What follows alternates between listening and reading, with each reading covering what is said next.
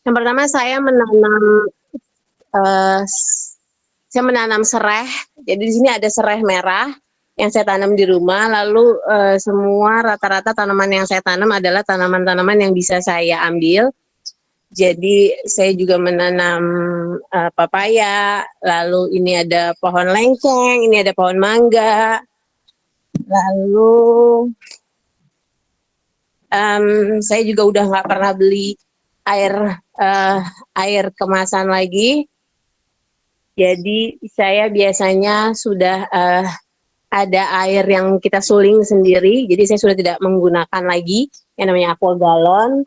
Lalu saya yang paling sederhana adalah selalu membuat ada box-box sampah yang bisa diisi oleh seluruh penghuni di rumah atau tamu atau apa. Mereka bisa sampahnya di tempat-tempat sampah yang udah disediakan. Jadi ada sampah yang bisa didaur ulang, lalu ada sampah yang tidak bisa didaur ulang, lalu ini ada sampah B3 gitu ya. Jadi semua sampah harus dikelola dengan baik, jadi nggak ada yang kebuang. Jadi seminim mungkin saya tidak menyumbang atau menimbun sampah di TPA. Oke, kita masuk lagi ke ruangan sini. Nah, di sini saya menanam aquaponik, kebetulan baru dipanen, jadi masih pada kecil-kecil. Saya suka banget bayam, dan orang rumah suka banget bayam, jadi saya banyak menanam bayam merah dan tumbuhan-tumbuhan yang lain. Lalu ini juga ada tanaman-tanaman obat-obatan yang biasanya saya pakai. Lalu ini juga ada herbal yang sekarang tuh kayak herbal tuh sudah jarang banget.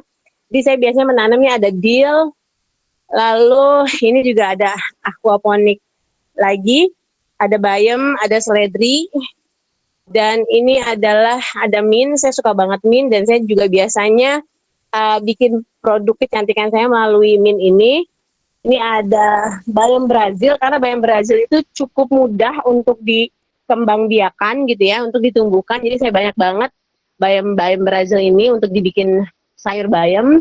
Lalu saya ada daun kelor di rumah, ada daun jambu, daun jeruk.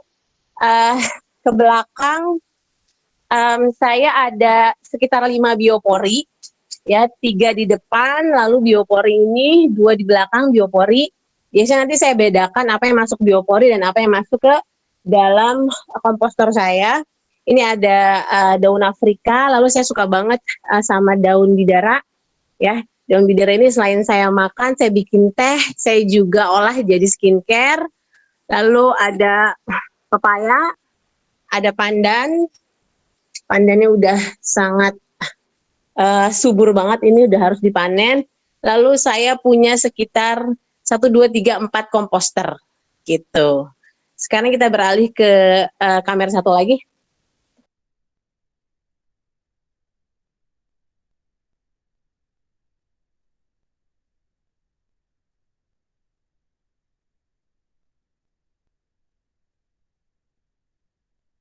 Oke teman-teman,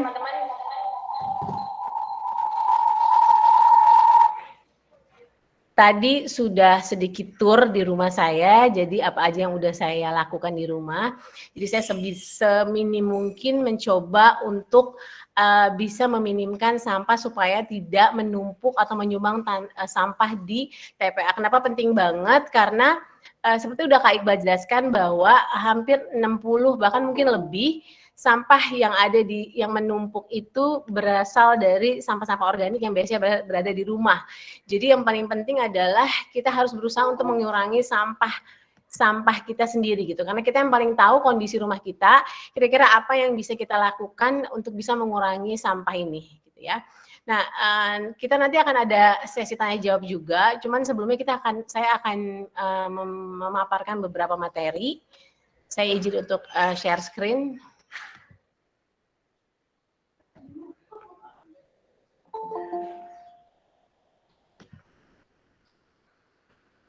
Sebentar.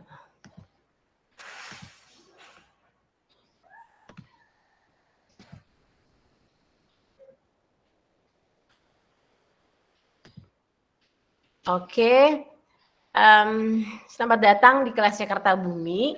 Jadi bicara tentang gimana sih cara kita mengelola sampah organik, kita akan bahas melalui materi kali ini. Mungkin ada yang belum kenal saya, bisa dilihat bahwa saya sudah sekitar dari tahun 2017 untuk lebih mencoba untuk hidup yang minim sampah gitu ya.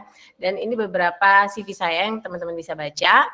Lalu saya sebenarnya spesialis di skincare, jadi saya sekolah untuk School of Natural Skincare. Tapi sejalan dengan itu juga di awal saya belajar tentang gimana cara mengkompos dan gimana untuk hidup yang lebih minim dengan sampah. Nah, bicara tentang urban composting, kenapa sampah organik itu selalu dikaitkan dengan composting? Karena sampah yang paling banyak adalah berasal dari rumah tangga dan kebanyakan adalah sampah-sampah yang organik yang harusnya bisa kita olah, harusnya bisa kita stop ada di rumah, tidak beralih atau pindah tempat ke dalam ke TPA gitu ya. Dulu sebelum saya belajar banyak tentang sampah atau permasalahan sampah, saya menganggap kalau udah buang sampah ke tempat sampah tuh udah beres permasalahannya gitu ya. Jadi nanti tinggal petugas kebersihan yang ambil, lalu saya udah nggak tahu lagi tuh, udah nggak mau tahu lagi gitu ya. Tapi ternyata justru perjalanan sampah kita itu dimulai pada saat kita buang sampah itu ke dalam tong sampah gitu ya. Nah setelah sampah itu dibuang ke dalam tong sampah, kira-kira sampah itu kemana gitu? Itu yang menjadi pertanyaan saya gitu ya. Jadi apakah kita yang berkontribusi terhadap penimbunan sampah yang banyak gitu ya, justru itu awal mula sampah kita dimulai. Nah oleh karena itu saya pikir kita yang paling tahu kondisi apa sampah yang kita hasilkan. Jadi harusnya sudah selayaknya kita yang paling bisa mengatasi dan memberikan solusinya itu sendiri gitu ya. Bicara tentang sampah itu masalah yang sangat kompleks, tapi kita harus mulai dari diri kita sendiri gitu ya. Nah, kalau dilihat di slide-nya di Bantar Gebang di Bekasi, ini merupakan TPA terbesar di Indonesia gitu ya. Ini merupakan gunung sampah. Saya pernah ke sana, kunjungan ke sana dan luar biasa ya, sepanjang mata memandang itu tumpukan dan bukit-bukit sampah gitu ya. Dan diperkirakan bahwa ini tidak bisa lagi menampung sampahnya lagi gitu. Nah, kalau udah nggak bisa menampung sampahnya lagi, apa yang bisa kita lakukan gitu? Apa kita mau berhidup berdampingan dengan sampah gitu ya? Tentunya kita nggak mau dan kita berharap dengan adanya workshop ini bisa menginspirasi yang lain untuk lebih peduli terhadap sampahnya gitu ya. Lalu juga bisa dilihat di sini bahwa Indonesia tuh sudah menjadi lautan sampah ya, banyak banget video-video viral yang menggambarkan kondisi sampah kita gitu ya. Kondisi laut kita yang penuh dengan sampah ataupun plastik gitu ya.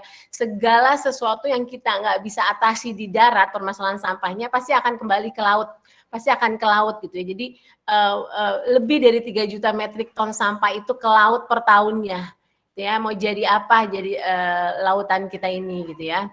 Lalu yang bikin sedih juga adalah orang-orang kebanyakan di daerah-daerah itu masih membakar sampah gitu ya. Jadi di desa saya juga orang tuh masih membakar sampah gitu karena mereka nggak tahu gitu ya, mereka tuh membakar atau mereka melakukan sesuatu sebenarnya karena mereka nggak paham atau nggak tahu gitu. Jadi saya juga berharap teman-teman di sini bisa mengedukasi atau memberitahu orang-orang di sekitar kita yang masih membakar sampah.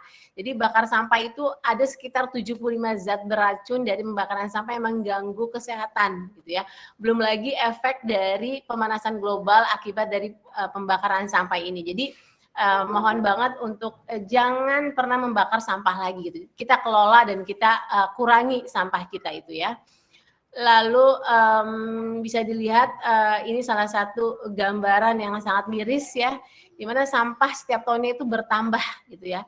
Nah, apa yang bisa kita lakukan gitu ya. Nah, karena setiap orang menurut riset yang ada bahwa rata-rata orang tuh menghasilkan sampah 0,7 kilo sampah setiap harinya atau bahkan lebih gitu ya. Dan kebanyakan sampah yang dihasilkan adalah sampah-sampah organik yang bisa kita olah gitu ya. Jadi kalau kita bicara tentang gimana cara mengolah sampah organik, kita harus banget untuk bisa menguranginya tersebut. Nah, yang menjadi satu pembicaraan banyak orang adalah tragedi yang terjadi di TPA Lui Gajah, di mana sekitar 157 orang meninggal dan tertimbunnya 71 rumah gitu ya. Di sini adalah salah satu TPA yang berada di Cimahi, di mana mereka sudah nggak bisa lagi untuk menampung sampahnya gitu ya, nggak bisa lagi menampung sampahnya, dan begitu banyak sampah-sampah organik yang membusuk sehingga menghasilkan gas metan dan menjadi ledakan dan rubuh pembatasnya tersebut. Ya, jadi ini sangat luar biasa, kita nggak mau hal ini bisa terulang kembali, jadi banyak yang bisa kita lakukan tentunya ya. Satu lagi adalah yang paling penting adalah di tempat pembuangan akhir sampah tersebut, pembusukan itu biasanya tidak optimal. Kenapa? Karena kita menggabungkan sampah-sampah organik dengan sampah-sampah anorganik. Kita masukkan ke dalam plastik, jadi dia terkungkung di dalam, dia nggak bisa lepas gitu. Jadi kalau semakin banyak sampah yang membusuknya tidak optimal, ini yang bisa menyebabkan ledakan, ini yang bisa menyebabkan gas metan tersebut gitu ya.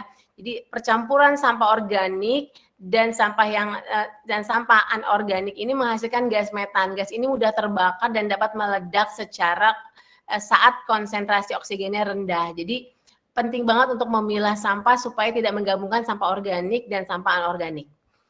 Ya, lalu yang paling sederhana adalah kita berhenti untuk menyumbang sampah ke TPA gitu ya. Kita bertanggung jawab atas sampah kita sendiri, dan paling sederhana adalah kita harus belajar untuk mengkompos gitu ya. Jadi saya berharap habis kelas ini teman-teman bisa belajar untuk mengkompos gitu ya. Karena alam itu nggak nyampah, alam mengurai, kenapa kita tidak gitu ya. Jadi kita bisa mengolah sendiri sisa makanan atau sampah-sampah organik lainnya menjadi kompos. Oke, lalu selain itu, selain kita bisa membantu untuk mengurangi sampah kita ke TPA, mengurangi penimbunan sampah, dengan mengkompos ada hal lain yang bisa kita dapat. Yang pertama adalah kita bisa meningkatkan kualitas dari tanahnya gitu. Jadi banyak banget hal yang terjadi, karena pada saat kita mengkompos nanti akan ada makhluk hidup, aktivitas dari makhluk hidup tersebut, mikroorganisme yang akan membuat pori-pori, lalu akan menambah subur kualitas tanah kita. Lalu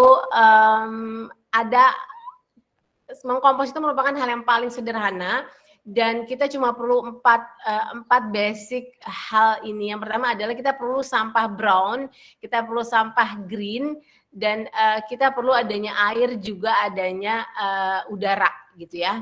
Lalu yang paling penting juga adalah kita nggak pernah bisa lepas dari mikroorganisme atau para pengurai-pengurainya gitu ya. Jadi bakteri atau jamur hingga belatung itu pasti akan ada di dalam kompos kita gitu ya. Tapi kita bisa mensiasati gimana caranya supaya tidak mengganggu gitu ya.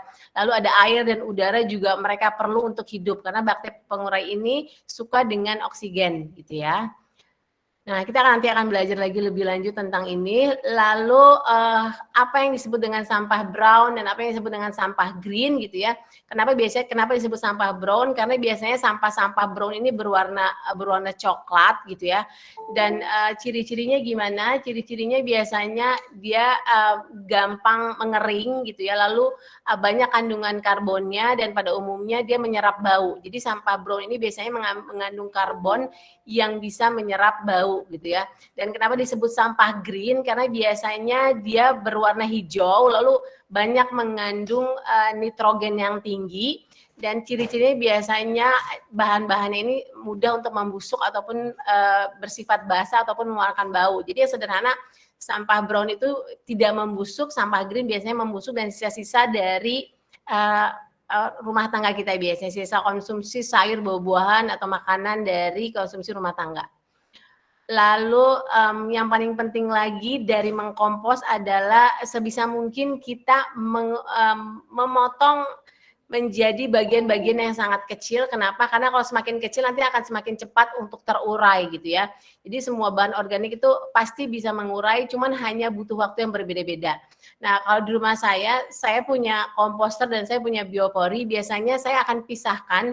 Kalau biasanya kalau tulang-tulangan gitu ya, atau tulang daging, tulang ayam itu akan lebih lama terurai dibanding sayur-sayuran atau buah-buahan gitu ya. Nah, biasanya kalau yang lama terurai, saya biasanya akan masukkan ke dalam biopori saya gitu ya. Terus kalau yang gampang terurai biasanya saya masukkan dalam komposternya gitu. Nah, kalian juga nanti bisa buat yang sederhana dulu.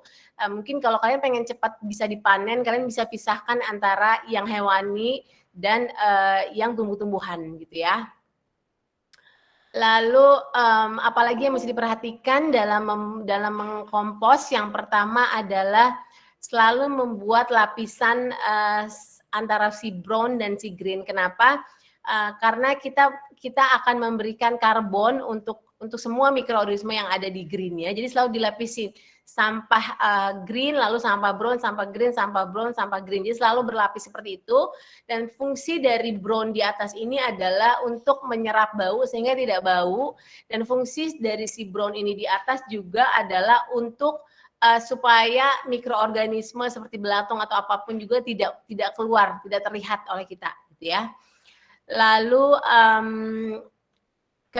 lalu juga di sini juga kita perlu adanya air. Jadi selama masih ada bau, kita bisa tambahkan yang namanya si sampah-sampah brown ya, mulai dari tanah, mulai dari daun-daun kering gitu. Kalau kalian punya taman atau ada tanaman-tanaman yang besar, dikumpulkan mulai sekarang daun-daun keringnya, nanti bisa banget untuk kalian masukkan sebagai sampah brown. Jadi solusi untuk menghilangkan bau sebenarnya adalah dengan menambah si sampah brownnya ini gitu ya.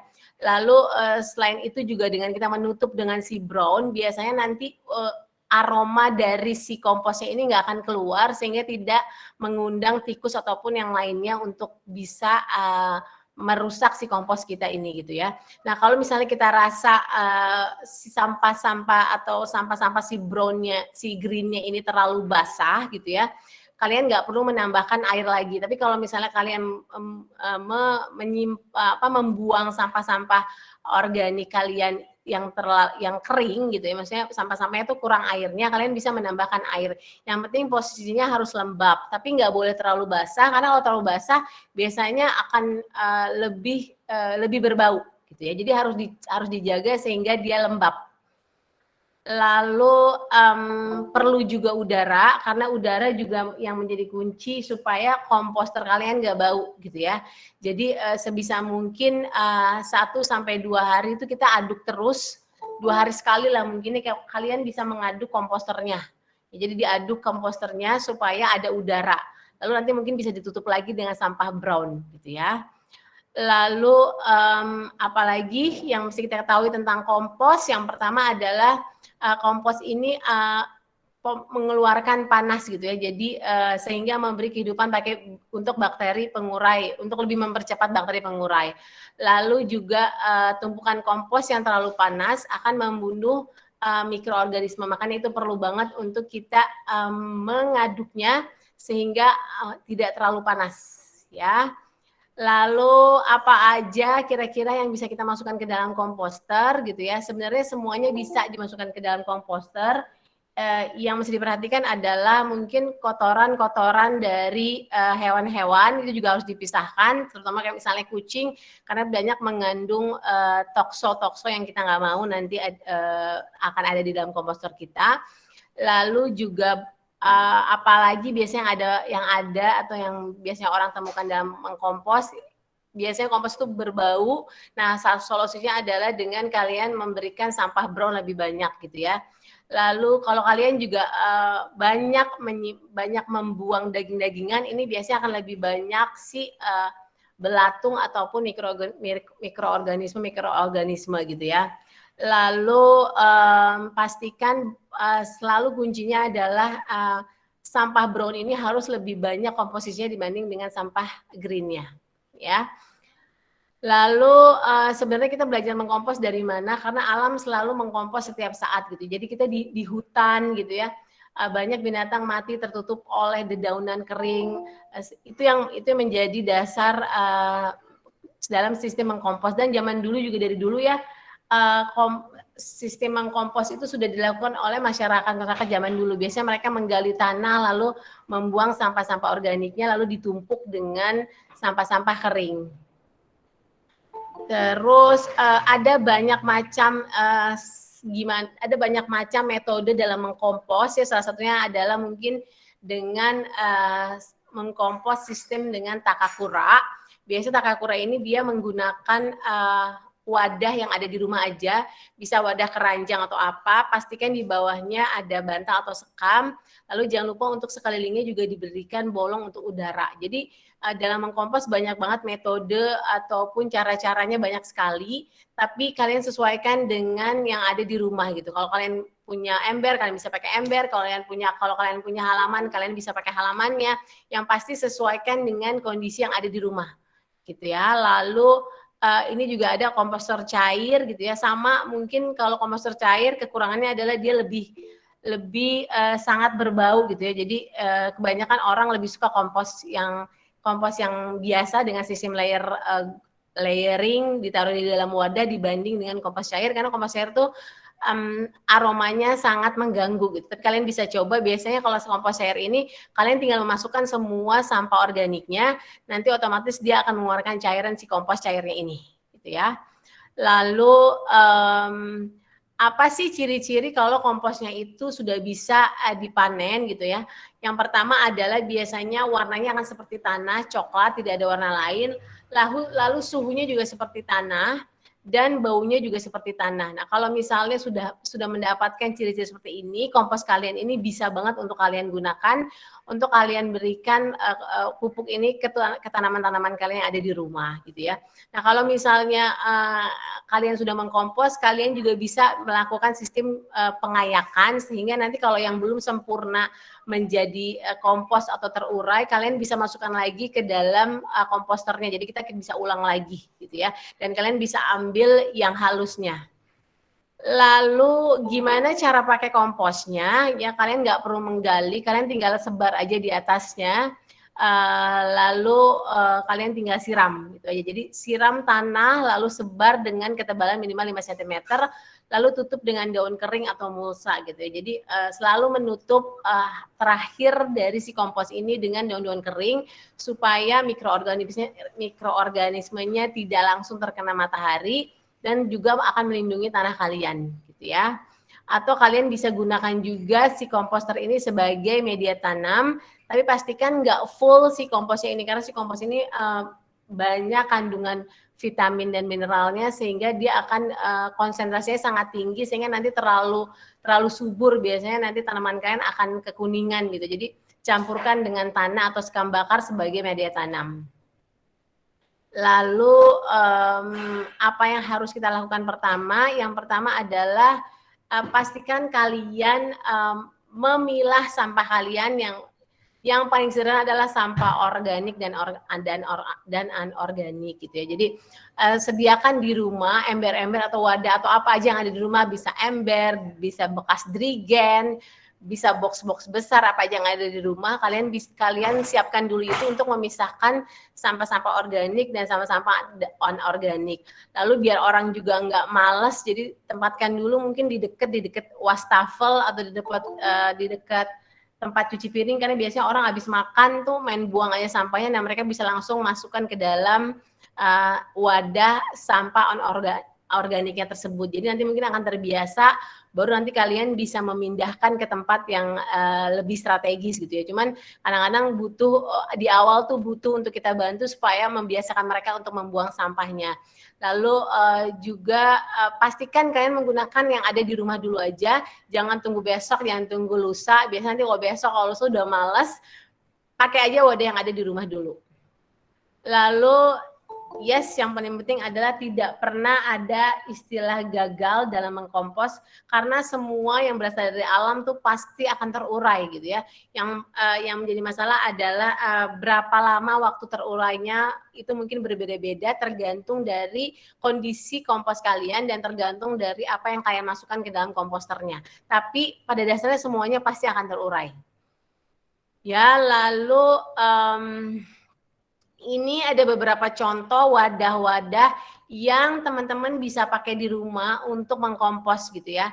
Bisa paling pertama mungkin kalau punya lahan, kalian bisa gali lahannya juga, kalian bisa tumpuk di sini sampahnya, bisa pakai drum-drum yang ada, bisa pakai kayu-kayu yang ada, pokoknya semua ini wadah bisa kalian gunakan. Pastikan dia kalau memang itu wadah, pastikan kalian melubangi sehingga ada sirkulasi udara yang tidak menyebabkan terkungkungnya udara yang biasanya akan menyebabkan komposter kalian akan bau ya.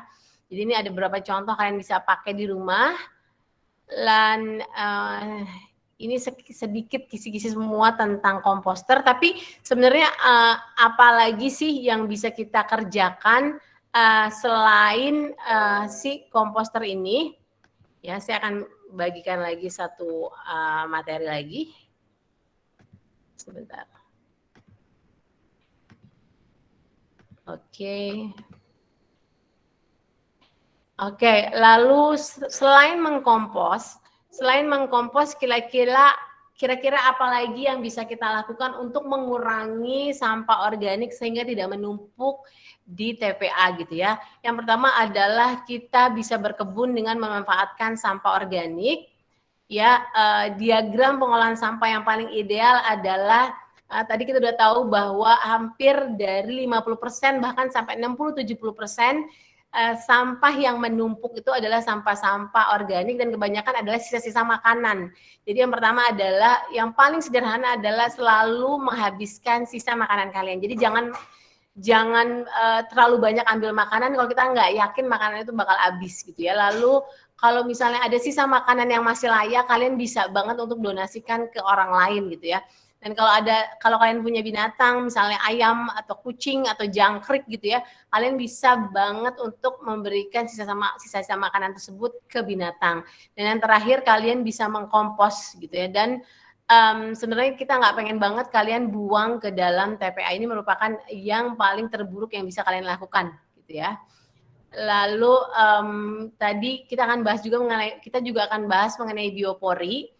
Jadi sebenarnya biopori itu awalnya sebenarnya merupakan lubang resapan air. Biasanya kalau lokasi yang rawan akan banjir akan dibuat lubang biopori. Jadi awal mula biopori sebenarnya merupakan lubang resapan air untuk mencegah banjir, meningkatkan jumlah air tanah gitu ya.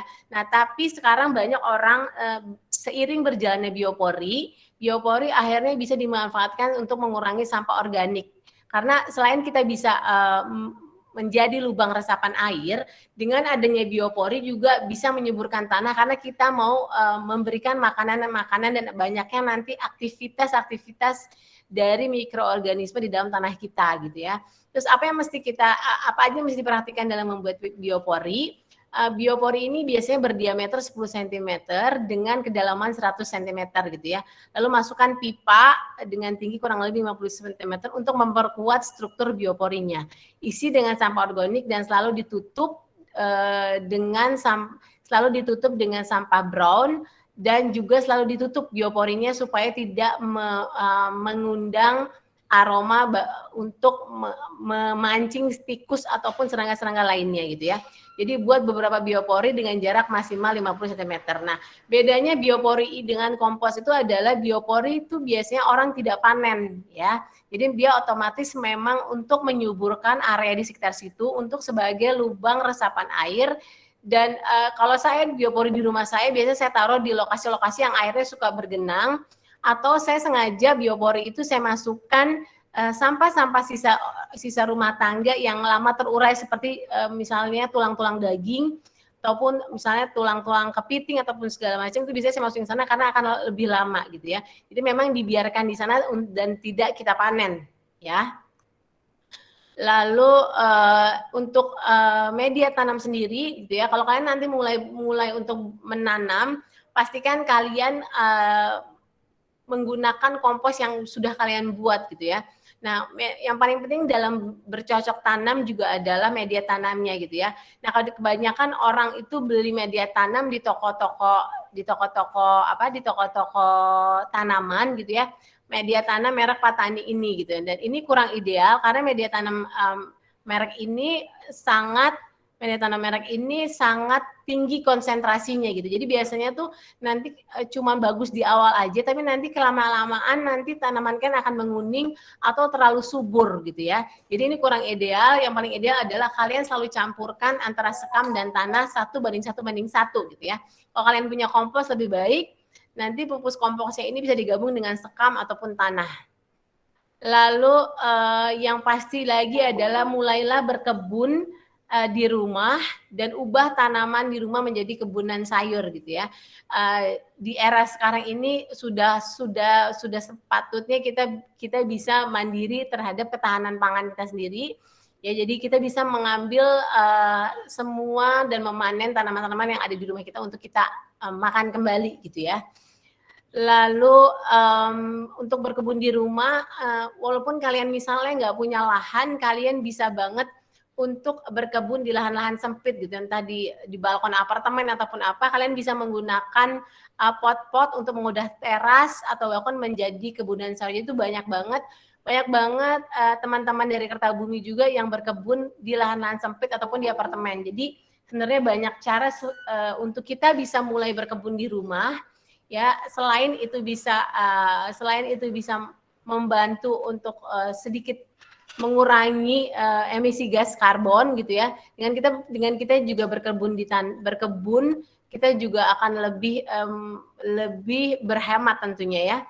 Lalu untuk berkebun di rumah, pergunakan wadah atau botol plastik bekas untuk berkebun. Jadi banyak banget wadah-wadah yang kalian bisa pakai untuk bisa menjadi tempat untuk berkebun. Ya, mulai dari pot-pot bekas atau mungkin mulai dari botol-botol air mineral ataupun kemasan minyak goreng, itu bisa banget kalian pakai untuk wadah berkebun.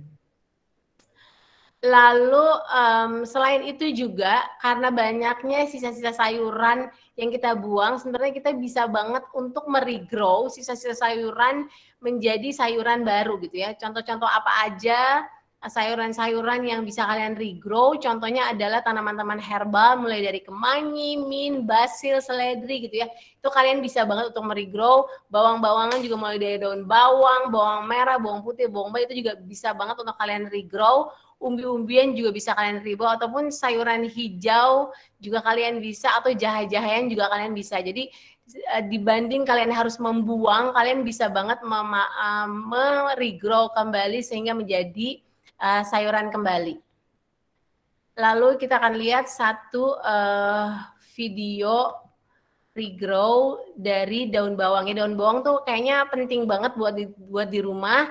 Jadi wajib banget untuk kalian punya dan sangat mudah untuk meregrownya. Kita lihat satu videonya.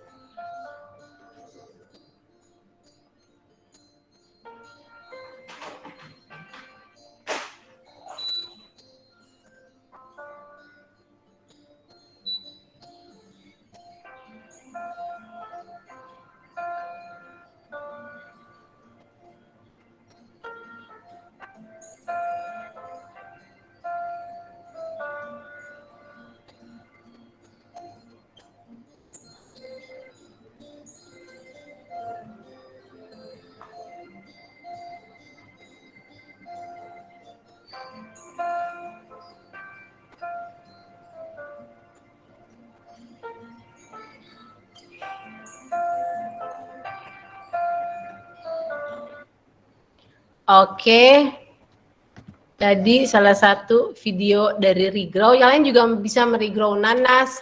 Jadi kalian juga bisa meregrow bawang gitu. Jadi ada beberapa teknik yang kalian nanti bisa baca di PDF ini. Jadi bisa banget kalian bisa mengurangi sampah-sampah sisa konsumsi kalian untuk meregrownya kembali. Jadi banyak banget macam-macam sayuran yang kalian bisa regrow. Alih-alih kalian harus membuang, kalian bisa banget untuk memanfaatkannya kembali ya. Lalu teknik pembenihan juga ada banyak cara untuk teknik pembenihan.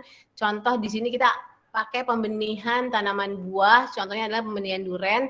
Dalam teknik pembenihan rendam biji segar, jadi kalian bisa banget meregrow dari biji-biji sisa-sisa konsumsi kalian, mulai dari biji durian, mulai dari biji mangga, biji cabai. Kalian bisa banget pastikan rendam biji segarnya dulu selama 1-2 minggu. Setelah muncul tunas, pindahkan ke pot besar, tempatkan di lokasi sejuk dan jaga kelembapannya. Pindah ke tanah setelah berusia 6 bulan, lalu beri pupuk organik secara rutin gitu ya. Jadi kalian bisa banget untuk menanam dari sisa-sisa biji yang kalian konsumsi di rumah. Tapi tentu pasti harus disesuaikan dengan kondisi cuaca maupun kondisi lingkungannya kalian ya. Lalu apalagi yang bisa kita manfaatkan di rumah gitu ya, kita bisa menggunakan pupuk cair dari sisa-sisa konsumsi kita, mulai dari air rebusan mie instan. Air rebusan mie instan ini banyak banget kandungan mineralnya, jadi kita bisa banget untuk menjadikan ia sebagai pupuk cair. Lalu kita juga bisa banget menggunakan air cucian beras kita sebagai pupuk cairnya. Jadi kandungan dari sisa cucian beras ini mengandung unsur makro dan mikro, mulai dari nitrogen, fosfor maupun kalsium. Jadi teman-teman bisa banget pakai untuk pupuk cairan kalian. Jadi kalian bisa langsung siram ke tanamannya tanpa perlu dicampur air atau difermentasi lagi selama maksimal 2 minggu untuk mendapat manfaat yang lebih baik. Biasanya kalau difermentasi ada banyak bakteri-bakteri baik yang juga nanti akan bagus untuk aktivitas di tanah kalian. Lalu jenis pupuk organik cair lagi, apalagi air cucian beras didiamkan selama 3 hari, air rendaman kulit pisang juga banyak mengandung fosfor yang dibutuhkan oleh tanaman, ada ekoenzim, air rebusan telur juga banyak banget mengandung mineral-mineral yang bagus, lalu pupuk kompos cair, air cucian daging, air cucian ikan, itu semua bisa banget kalian pakai untuk pupuk organik cair gitu ya. Atau air rendaman kulit bawang yang kalian rendam selama 3 hari juga itu bisa kalian pakai sebagai pupuk organik cair gitu ya.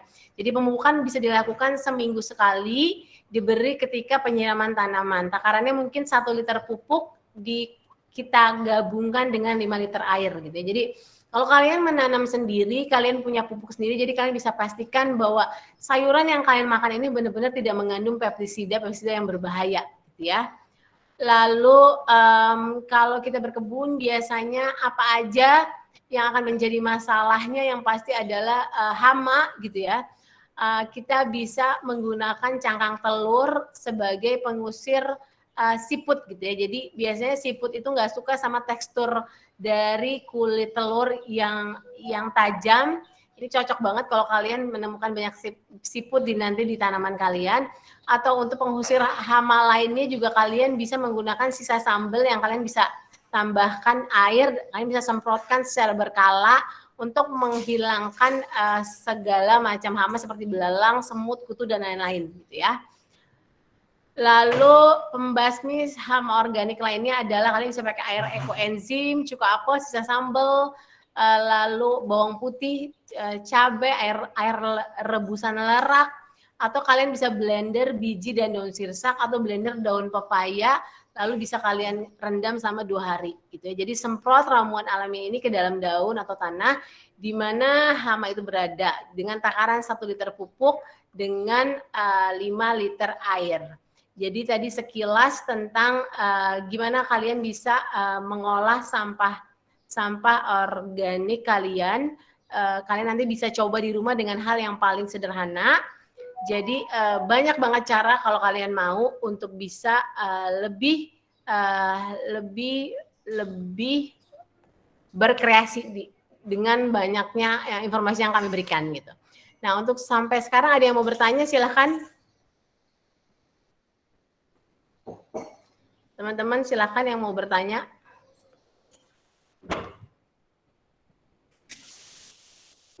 Yang mau bertanya bisa bertanya langsung ya.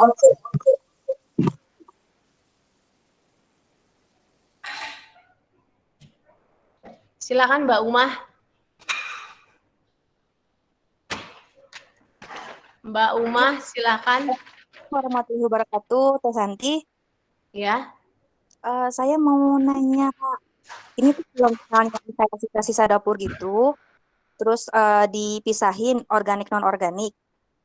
Terus pas lagi buangnya, kalau misalnya sama bapak sampahnya tuh terbantu tidak mereka ya? Soalnya sepertinya kan apa plastik dibedakan, atau saya perlu tulis ini plastik di plastiknya misalnya seperti yang sampah organik atau sampah non organik itu di perlakuan di merekanya tuh terbantu tidak ya? Atau tetap digabung-gabung aja nanti di sana?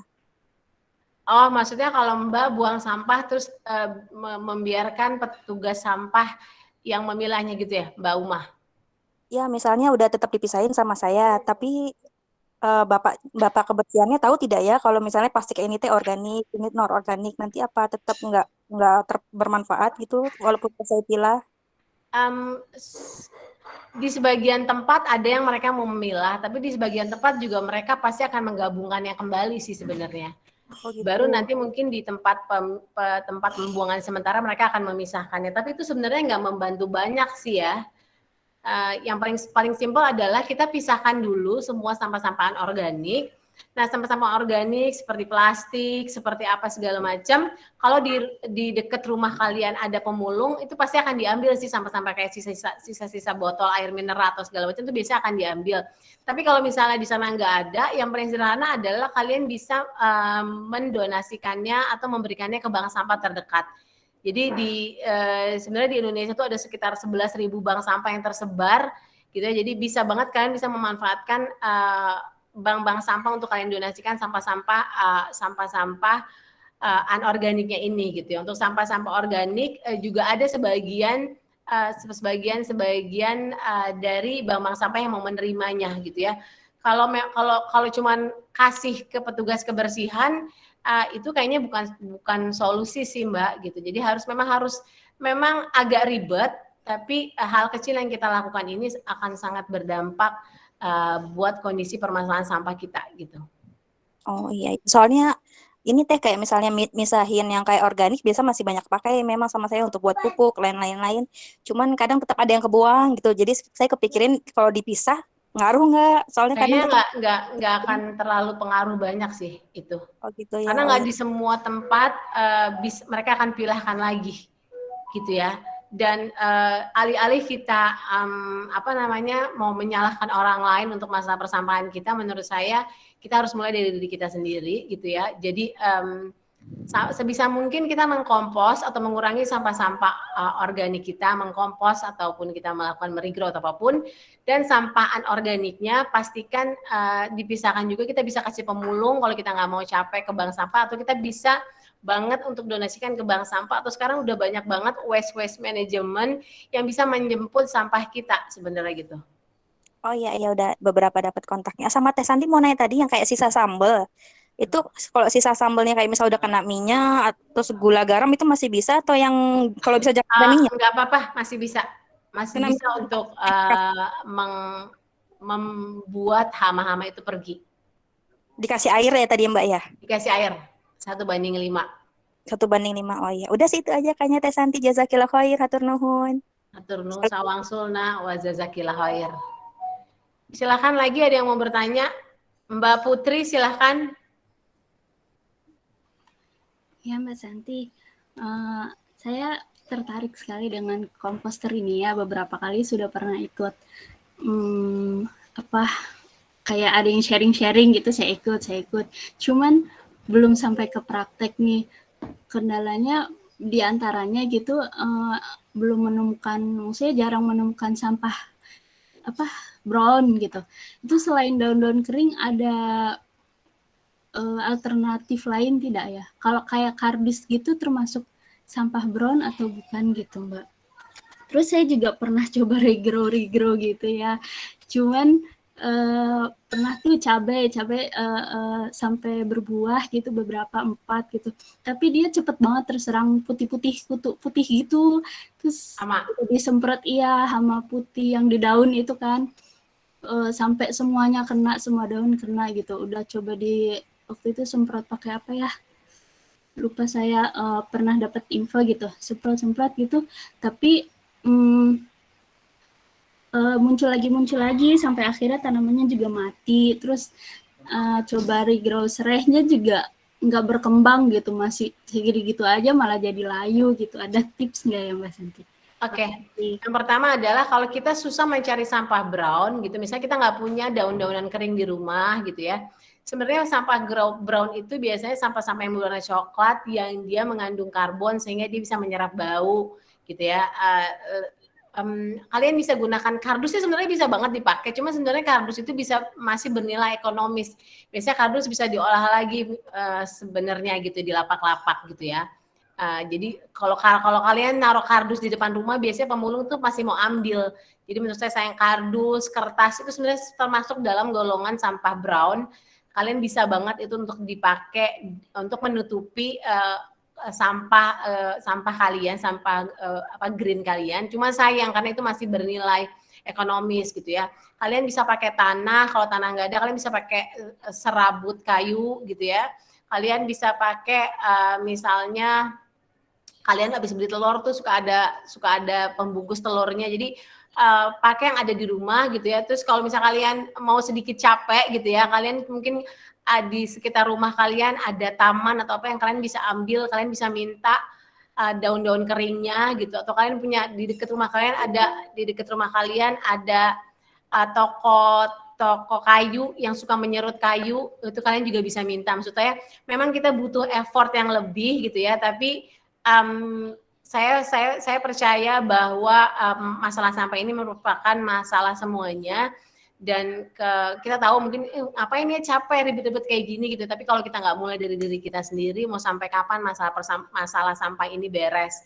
Yang kedua adalah tentang lingkungan ini bukan tentang capek atau enggaknya, tapi juga tentang apa yang bisa kita buat untuk bumi kita ini. Jadi kita harus memotivasi diri kita untuk memang sedikit lebih capek, tapi banyak hal baik yang kita bisa terima gitu. Karena bumi ini udah memberikan segalanya buat kita, kayaknya sedikit capek kita ini bisa membantu membalas semua kebaikan yang Maha Pencipta kasih kepada kita dan bisa memberikan sesuatu untuk bumi kita ini. Itu Mbak Putri.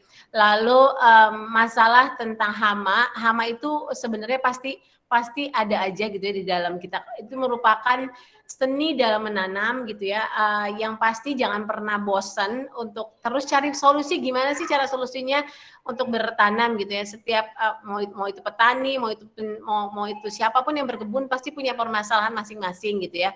Ya, tadi pakai sebisa mungkin kita menghilangkan hama dengan cara-cara yang organik. Tadi udah dijelaskan beberapa cara-cara atau tips-tips untuk mengusir hama secara organik. Mbak Putri bisa coba, dan coba juga dilihat sirkulasi di rumahnya, apakah sirkulasi anginnya bagus sehingga hamanya itu tidak berkutat di situ terus gitu ya. Kalau memang itu terus-terusan ada, ya harus dipotong dulu untuk dicoba lagi yang baru, Mbak Nur. Dalam bertanam itu memang butuh waktu untuk kita bisa saling bonding dengan lingkungan, dengan tanamannya, sampai kita tahu nanti gimana triknya. Jadi terus aja dicoba dan cari tanaman-tanaman yang sesuai, dan juga cari pembasmi hama yang organik. Gitu Mbak Nur. Ya, terima kasih Mbak. Silahkan Mbak Detira Novita. Ya Mbak, selamat siang. Assalamualaikum warahmatullahi wabarakatuh. Waalaikumsalam warahmatullahi wabarakatuh. Mbak, di sini saya mau tanya ya. Di sekitar rumah saya itu masih banyak sekali saya yang sedang mencari aneka babynya ya. Kami sediakan ini di area promosi dan Apa Mbak? popok sekali. Kurang kedengar ya Mbak. Halo? Popok katanya Mbak. Oh, banyak popok. Popok sekali pakai. Terus juga banyak. Kenapa Mbak?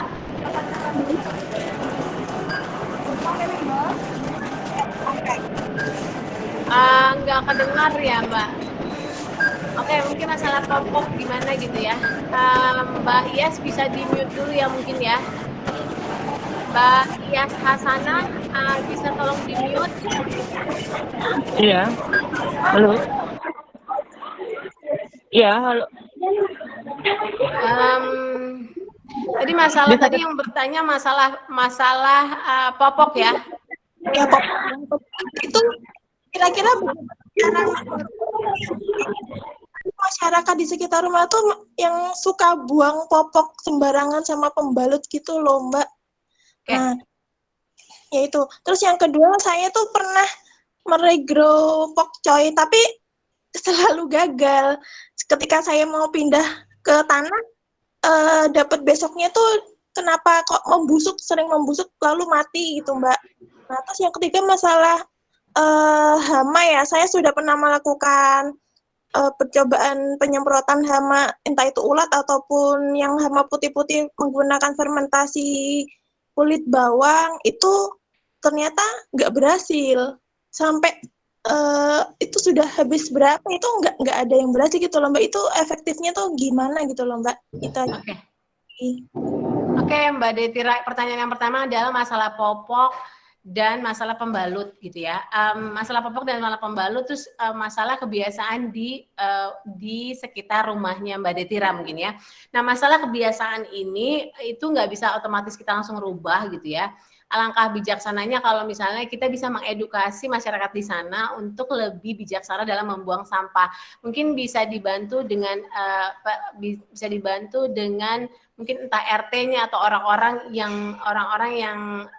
yang dipercaya di sana untuk memberikan edukasi mengenai masalah pembuangan sampah popok ataupun pembalut ini gitu. Jadi bicara dengan aparat-aparat terkait di sana untuk mensosialisasikan dan mengedukasi masyarakat untuk nggak buang popok ataupun pembalut secara sembarangan gitu.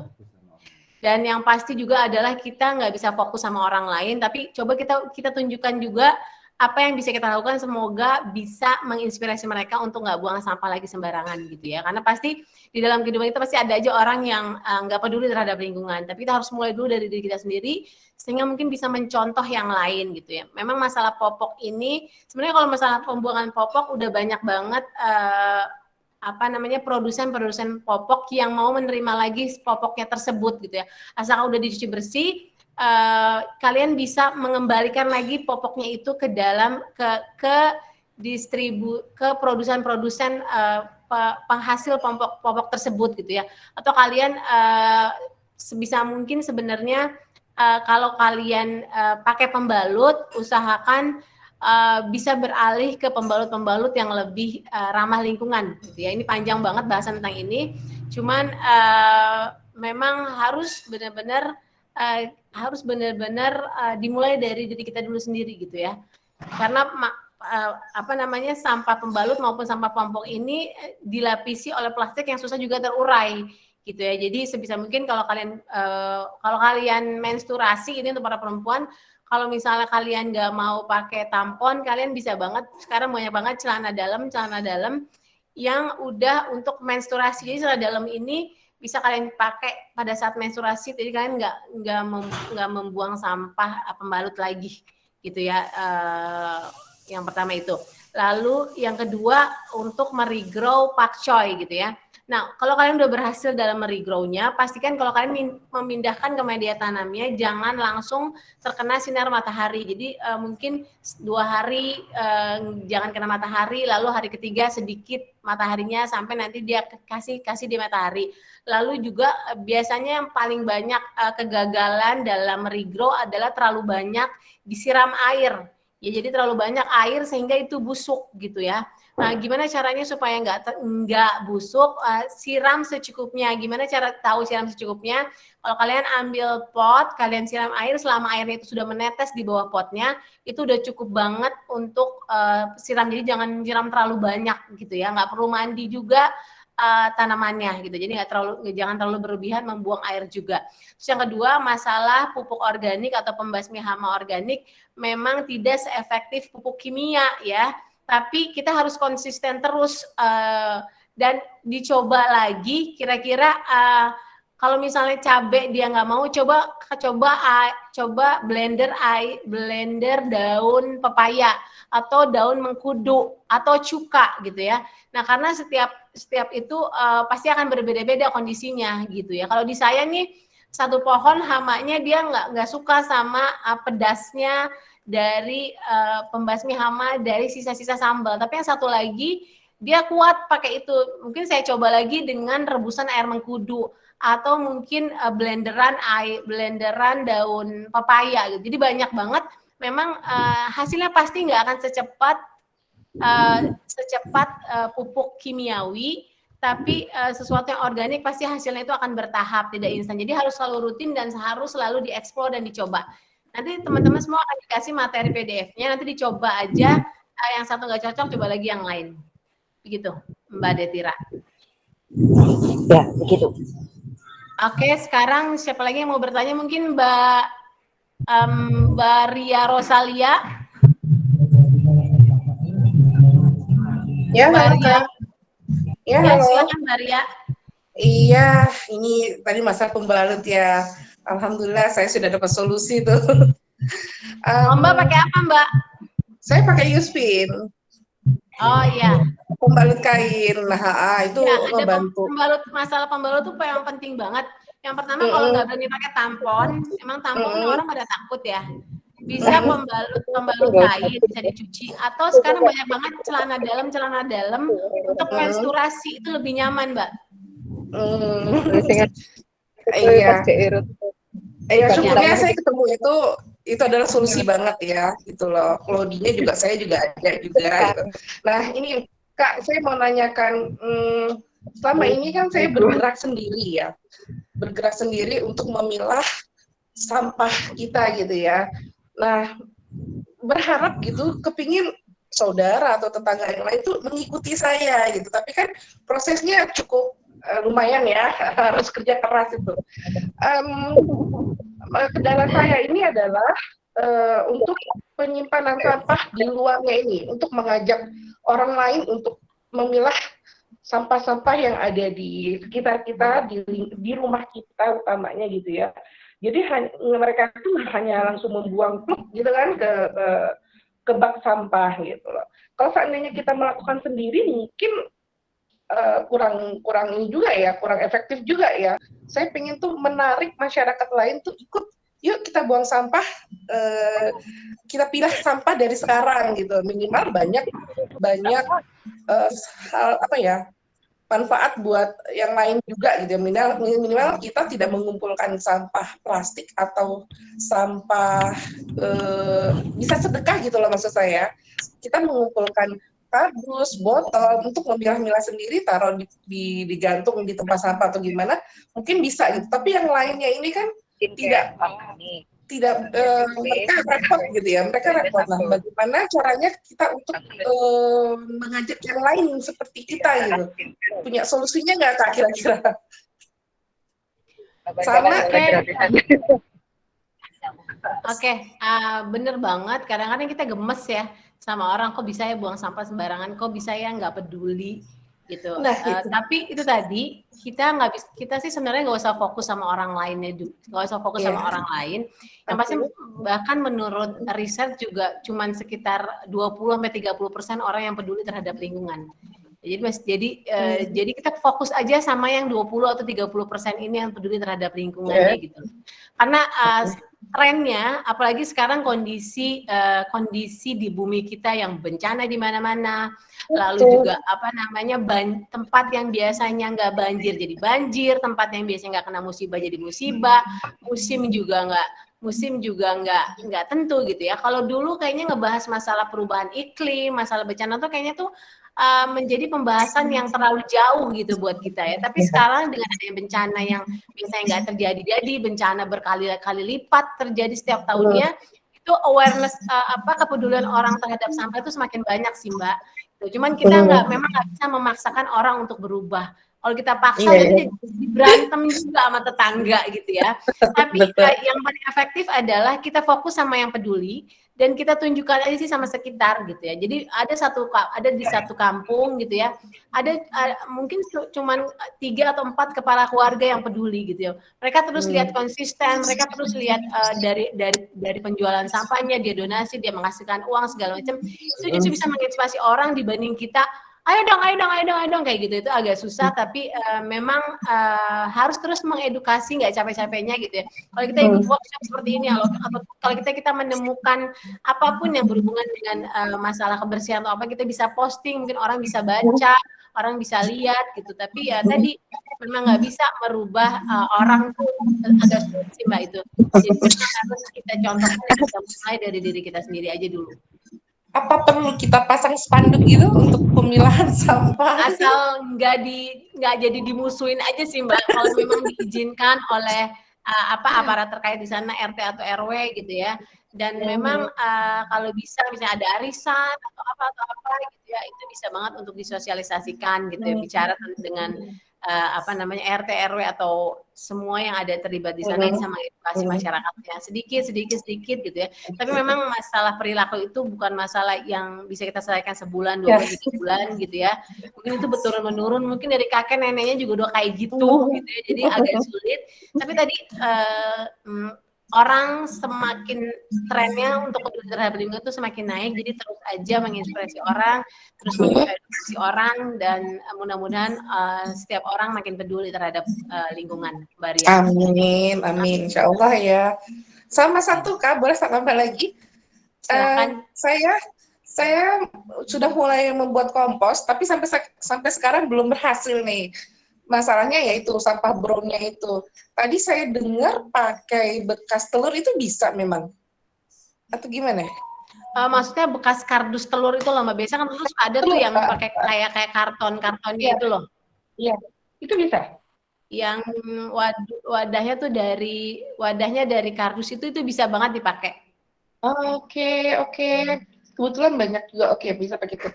Kalau seandainya pakai daun rambutan, tapi kan sekarang musim hujan ya, jadi basah, itu bisa juga dimasukkan saja. Kalau basah sih sebenarnya masuknya jadi sampah green. Nah kalau basah Mbak, mendingan taruh di satu wadah dulu supaya dia agak kering. Jadi memang harus kering dulu. Kering banget ya.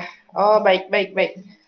Baik Kak, mungkin itu aja. Terima kasih banyak masukannya. Insya Allah nanti dicoba dan mohon doa semoga mereka bisa seperti kita ya. Terima kasih Kak. Assalamualaikum. Amin. Waalaikumsalam.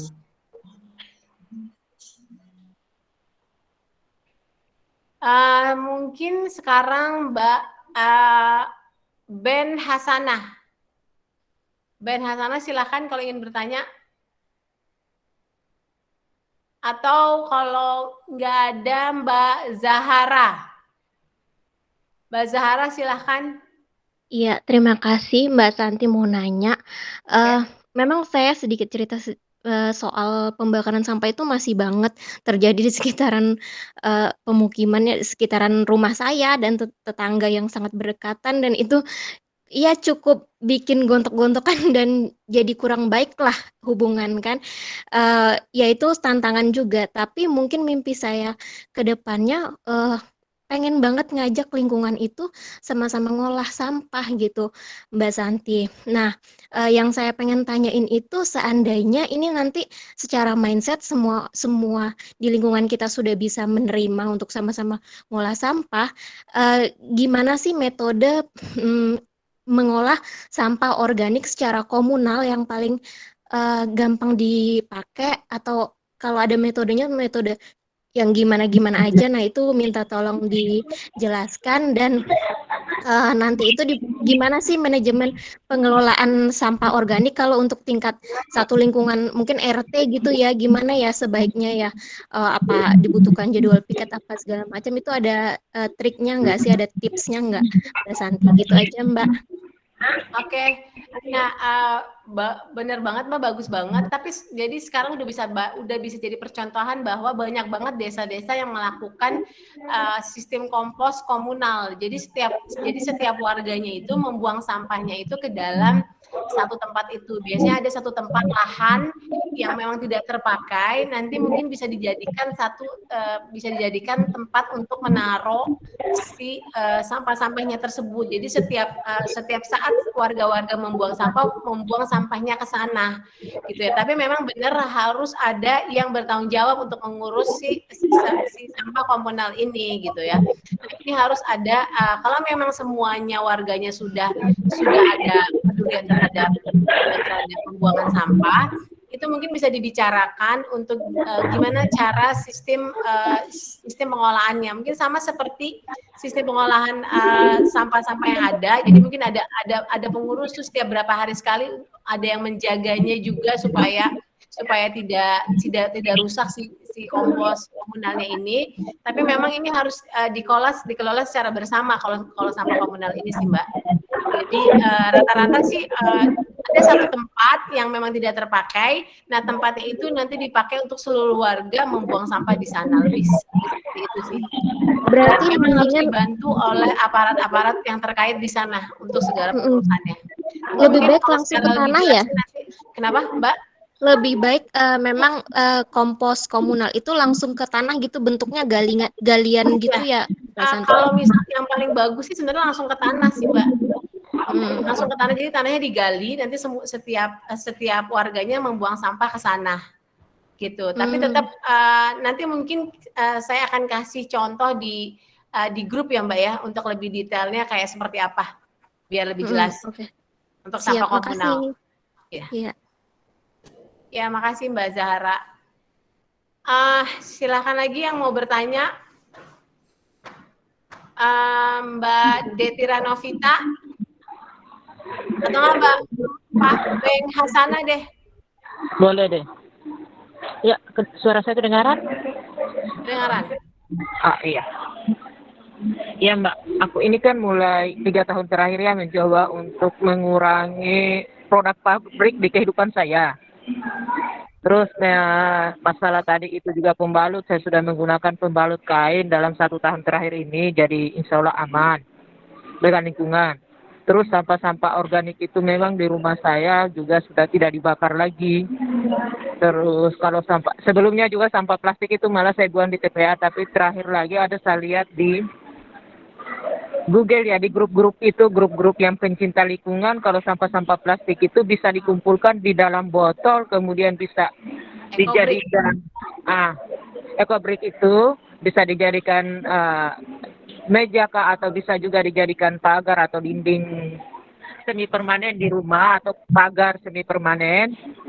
Terus ini juga saya menggunakan juga sabun lerak ya untuk mencuci, untuk yang memang benar-benar iya. Apa itu kira-kira aman ya untuk sisa air bekas mencuci itu untuk disiram ke tanaman kayak gitu? Karena saya juga akan agak air itu agak kurang lah di tempat saya. Suka kalau airnya tidak sampai, biasa saya beli per tower itu per galon yang 1.200 itu 50.000. Jadi untuk menghemat semua, saya biasa menggunakan bekas-bekas mencuci itu untuk menyiram tanaman saya yang memang saya menanam di rumah, menanam di polybag. Luar biasa banget nih Mbak.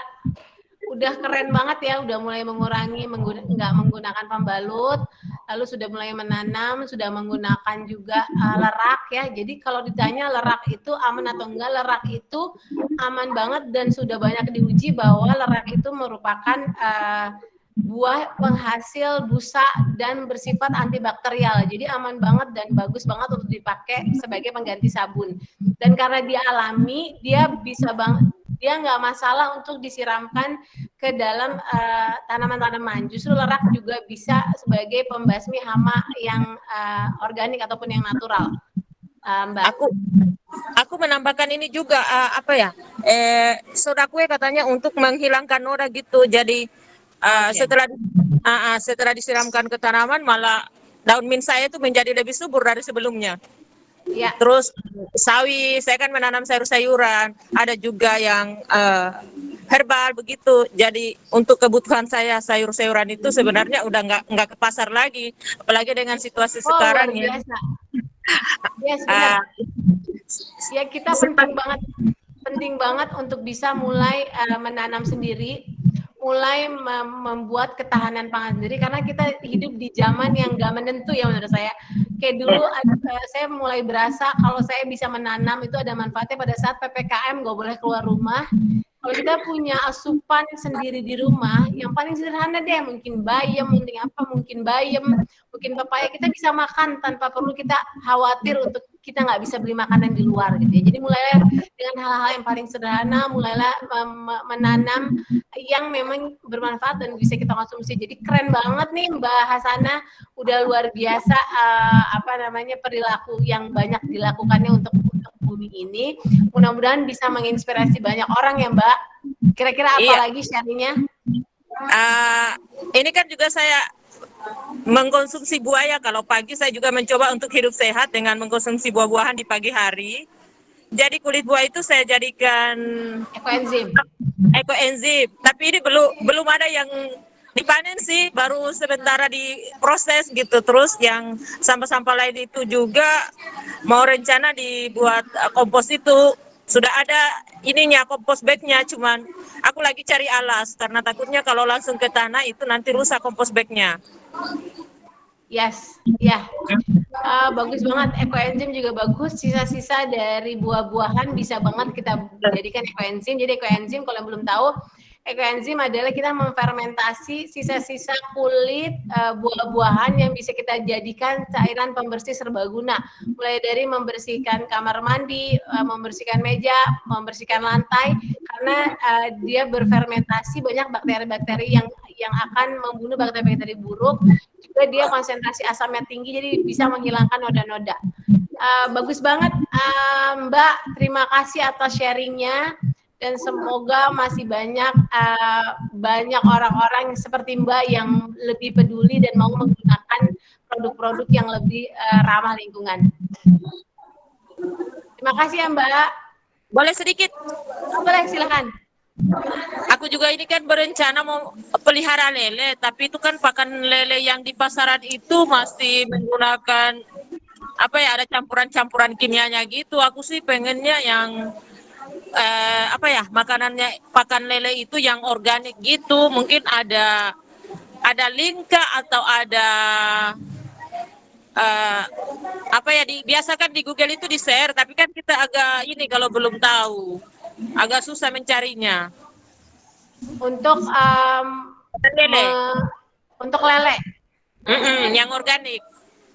Baik, nanti akan kita share. Oh iya, makasih Mbak. Iya, makasih. Ada lagi yang ingin bertanya, Mbak Laurentin? Iya Mbak. Tadi kan saya lihat kalau kompos Mbak ember komposnya itu dijemur di matahari. Kalau misalnya di dalamnya itu ada cacingnya, waktu itu saya pernah nyoba jemur, terus cacingnya itu keluar jadi mati. Emangnya komposnya jangan dijemur di matahari ya? Jadinya agak teduh gitu ya maksudnya? Ditaruh agak teduh dan selalu ditutup. Semua mikroorganisme itu sensitif terhadap cahaya. Jadi kalau kalian juga mau ngasih pupuk, pastikan kalau pupuknya tuh nggak kalian kasih pada saat matahari terang banget gitu ya.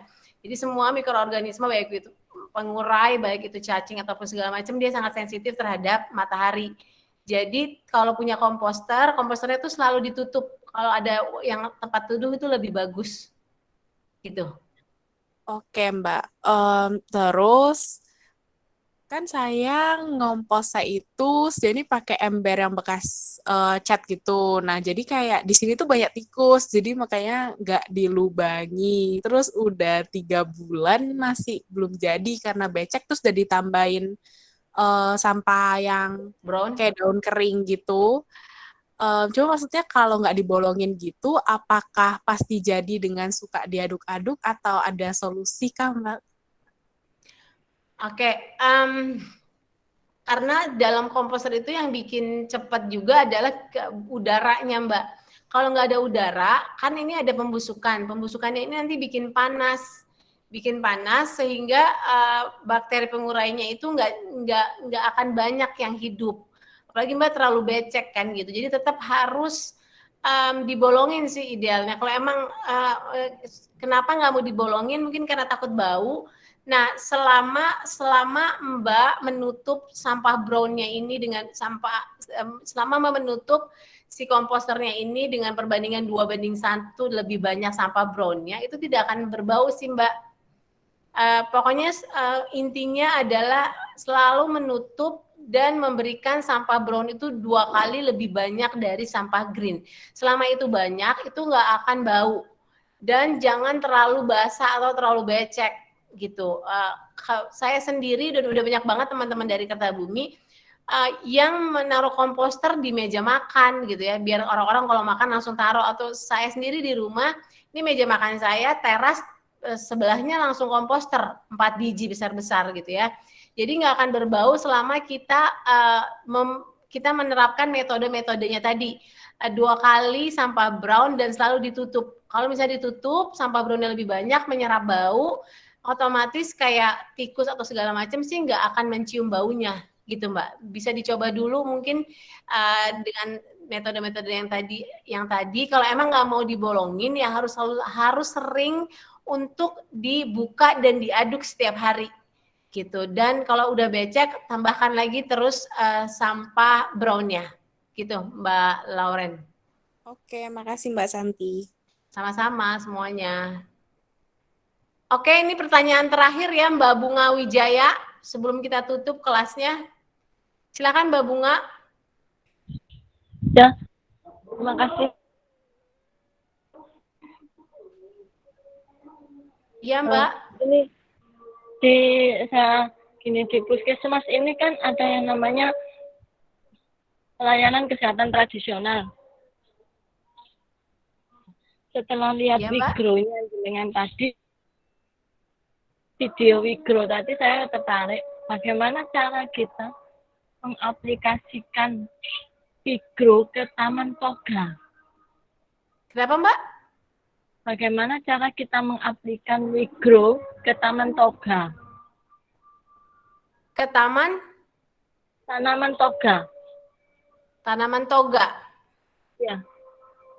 Bagaimana cara kita mengaplikasikan Wigro itu ke tanaman obat tradisional itu loh, Bu? Ya. Oke. Hanya itu aja. Terima kasih. Oke. Tanaman-tanaman tradisional atau tanaman-tanaman obat atau rempah itu bisa banget untuk di-regrow. Cuman mungkin nggak semuanya bisa di-regrow. Kalau misalnya mau detailnya itu nanti akan ada di sebenarnya kalau mau nge-regrow itu kalian bisa lihat di Instagramnya Kertabumi ada banyak banget tips-tips untuk meregrow dan apa aja yang bisa di-regrow. Dan nanti mungkin saya juga akan kasih apa aja kira-kira yang bisa di-regrow, dan di PDF ini juga ada apa-apa tanaman yang bisa di-regrow gitu ya. Tapi kalau kayak seperti kayak kunyit, serai itu juga kan merupakan tanaman-tanaman obat-obatan gitu ya. Itu bisa banget untuk di-regrow. Jadi rempah-rempah tuh rempah-rempah terus kayak serai atau itu bisa banget sih sebenarnya untuk di-regrow kembali. Gitu. Jadi dicoba aja dulu Mbak dengan metode tadi pakai air dulu, kelembapannya yang cukup, setelah tumbuh akarnya, baru nanti kita bisa pindahkan ke media tanamnya. Gitu Mbak Bunga.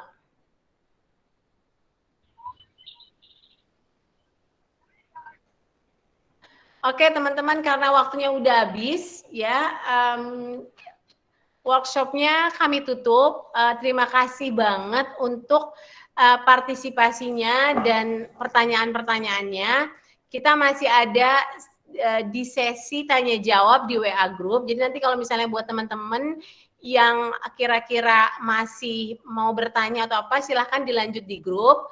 Dan saya mengucapkan mohon maaf apabila ada satu lain hal yang kurang berkenan, dan semoga workshop ini bisa menginspirasi banyak orang dan kita bisa memulai untuk mengurangi sampah organik kita di rumah. Oke teman-teman, sampai jumpa. Kita mau foto dulu lagi sekali lagi mungkin ya, karena sekarang lagi pada ngumpul nih. Kita mau foto dulu, mungkin yang berkenan silahkan dinyalakan kameranya. Kita akan foto lagi sebelum ditutup. Bisa dinyalakan dulu kameranya teman-teman.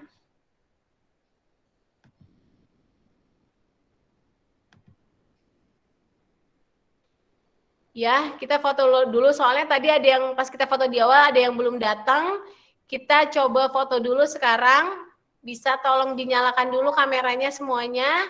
Semoga workshop ini bisa bermanfaat, bisa diambil ilmunya dan bisa ditularkan ke orang lain ya teman-teman. Oke, kita foto dalam hitungan 1, 2, 3. Oke, sekali lagi. 1, 2, 3. Oke semuanya, terima kasih untuk semua cerita-cerita hebatnya dan terima kasih sudah mau bergabung di workshop ini. Wassalamualaikum warahmatullahi wabarakatuh. Waalaikumsalam.